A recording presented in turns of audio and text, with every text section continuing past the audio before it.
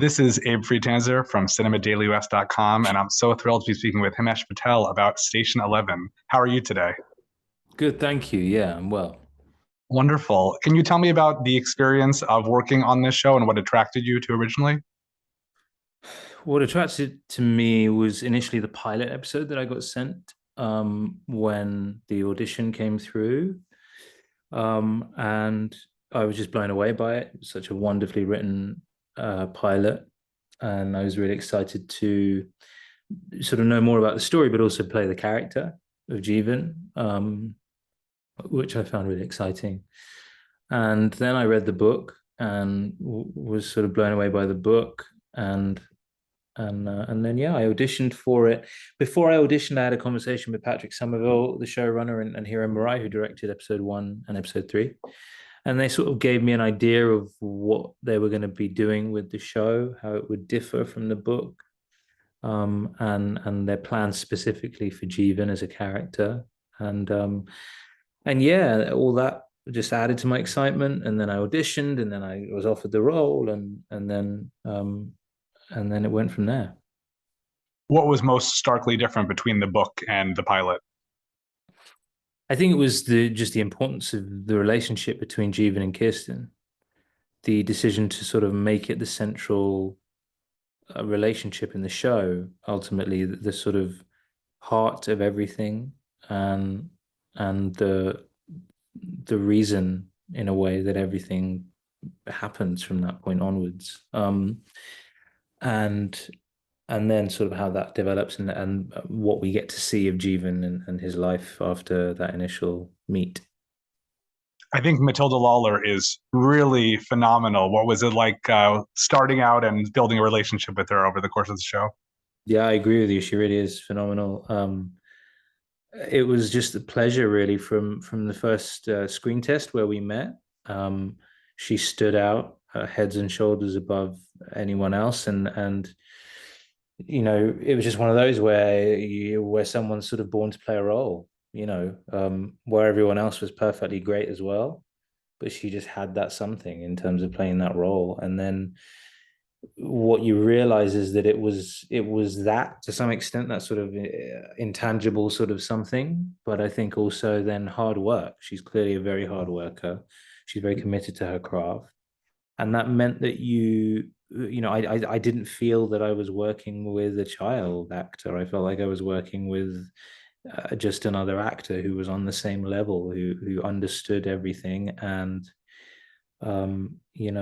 understood the nuances of human behavior in a way that very few people of her age do, really. And so it meant that it was exciting getting to work with her every day, and there was a freedom to some of the ways that we played it and discovered it, on the day. And she was always open to that. She was always open to playing, and that was really great. That's wonderful. Did you notice similarities in her performance with Mackenzie Davis's? I know you shared a few scenes with her over the course of the show. Um, I'm I guess it sort of developed. Mackenzie probably picked up certain cues from her because, of course, Matilda established the role to some extent. She really made some choices, and there was a whole year between Matilda's first day and Mackenzie's first day. Because of what happened. So it meant that Mackenzie had the time to sort of watch Matilda's performance and pick and choose what she wanted to sort of take from it. But ultimately, that 20-year gap allows a freedom for both of them, really. I don't think either of them were particularly sort of stuck to doing what the other did necessarily. Right. It's interesting how the show plays out from episode to episode. It's sort of disjointed in a way, but also there's a really big, nice payoff in terms of how everything builds and comes together. Did you shoot chronologically? Um, Not, to some extent we did, yes. I certainly did. I certainly did. I know that the Traveling Symphony, they had to sort of move around. I think, the last thing they shot was episode 2, if I'm not mistaken. But I think um, I certainly got to shoot chronologically, to a certain extent. But I shot episode 1 first, and then the first thing we shot when we came back from lockdown at the top of 2021 was episode 7. So literally the last thing I shot on episode 1 was arriving at the apartment, and then the first thing I shot was being in the apartment.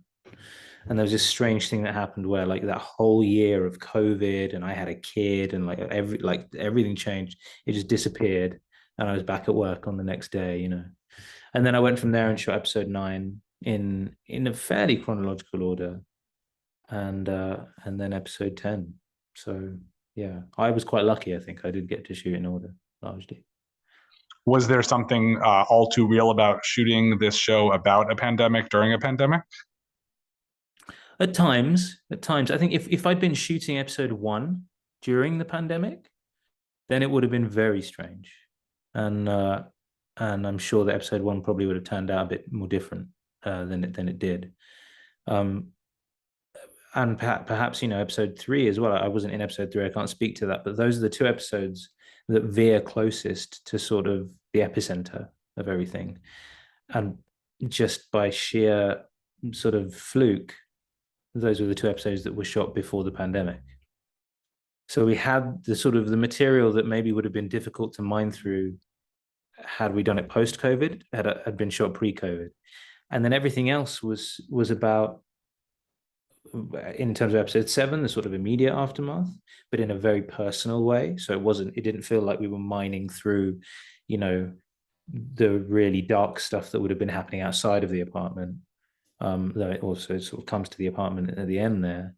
But it felt at the heart of the show, really, what we were doing was telling a hopeful story about what brings people together in the darkest of times, which is art, which is community, and about how we can rebuild the world in a better image, you know.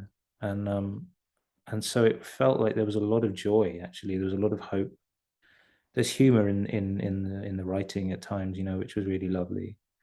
And so actually what I found was shooting during a period of COVID, though it was difficult, you know, to sort of just on a sort of interpersonal level, getting used to the new ways of doing things. It was also really heartening that we were all coming together and we were all taking care of each other, you know, and by that I mean we weren't being reckless outside of work. We had to be careful so we didn't bring COVID into the you know, and we never did. We never shut down once. Sorry. That was really, it was really hard. It reminded me of something that holds true no matter when you're making a TV show or a film, which is you're never doing it on your own. You know, it is a community job. So Yeah. And I think episode 9 speaks to that a lot also. I think that there's a really nice sort of, it's certainly not what Jeevan expects going into it. And it's nice to see the transformation there. yeah, absolutely not. And you know, obviously the sort of climax of the episode is that big birthing sequence. The irony for me was that during lockdown, I'd had a child, so I very recently experienced childbirth as a birth partner, and so I inadvertently done research, you know, and then found myself, you know, doing this whole sequence, and so it felt like the incredible the sort of euphoric nature of birth, you know, as it can be, was very accessible to me, as was the fear. You know, there's a sort of an adrenalized fear to that whole time, and that was sort of very. It was all sort of there. I'd felt it all very recently, and I was able to dig into that, um, and I know that Patrick is also very aware of what that's like, and so there was a truth to it, I think, which I think comes across in the final product. I agree. You also have a terrific co-star in Naban Rizwan, who really just, you know, you share a lot of scenes, and that's a very interesting character transformation. What was it like working with him?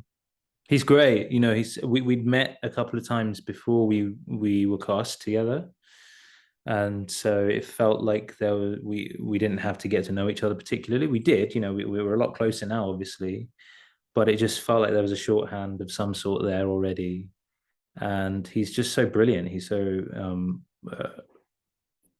collaborative and warm, and you know, we live very close to each other in London. You know, I see him all the time now, and it's another gift that this show has given me, is a wonderful friendship like that. It's great. It also seems like fans have really responded very well to the show. Did that surprise you at all? I think I was surprised, and I'll tell you why. It's not because I didn't know that the material was great. I knew the material was great. I knew I was proud of what we'd made. There was that initial fear when the show came out. We were just going through this sort of third wave, the Omicron wave, and so I was like, it's reared its head again to an extent. And as I said, episode one is one of the episodes that veers closest to sort of that time. It may be uncomfortable viewing. I could understand why it might take a while. But then I was told, I came back to the US in sort of March time, and I was just so surprised by how many people were coming up to me talking about the show because the show hadn't yet come out in the UK, I don't think. And so it was just kind of really amazing, the really positive outpouring of the outpouring of sort of positive reaction that I was receiving was really lovely. And I think it was also because I just hadn't been in the sort of US context of things. I think over here it's sort of it's been a hit, but just a much quieter way. Whereas in the US, it seems that it's been a really big hit, and that was really lovely. Because you want people to connect with a show like this, which is it's a very emotional show. It's really trying to say something, and it seems that people have really connected with that. And ultimately, when you work as an actor, that's what you want to be a part of. So. Of course. And it's nice to also see some Emmy love for the show. Congratulations on your nomination. Thank you. How does it Thanks. feel to be included along with these other shows? Oh, what an honor! Yeah, it's been another great year for TV, and to be up there alongside. I mean, in my category, five of genuinely some of my favorite actors who are out there working and who've really all inspired me to some degree somewhere along my journey.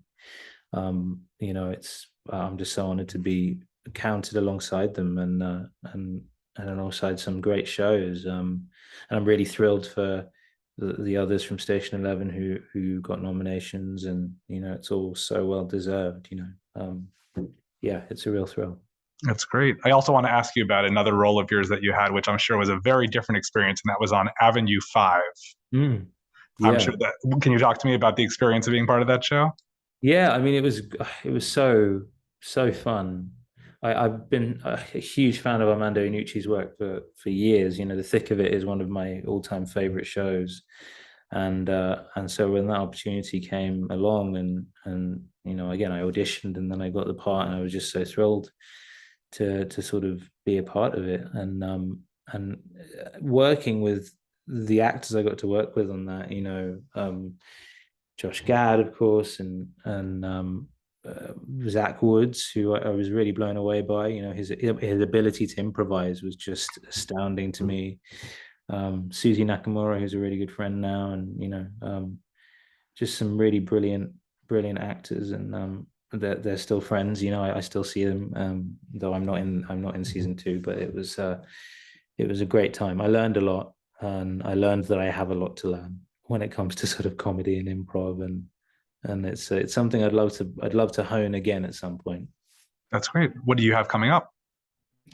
I have a movie that I just wrapped on recently called Providence, which is it's an indie, so I don't know when it'll come out, but it's a dark comedy, and I did it with Joseph Gordon-Levitt and Lily James. We got to work together again, which was a real joy. So that'll be on the horizon. Terrific. Yeah. For more great content like this, you can subscribe to the Cinema Daily US YouTube channel. Thank you so much, Himesh, for taking a few minutes to speak with me today. Thank you.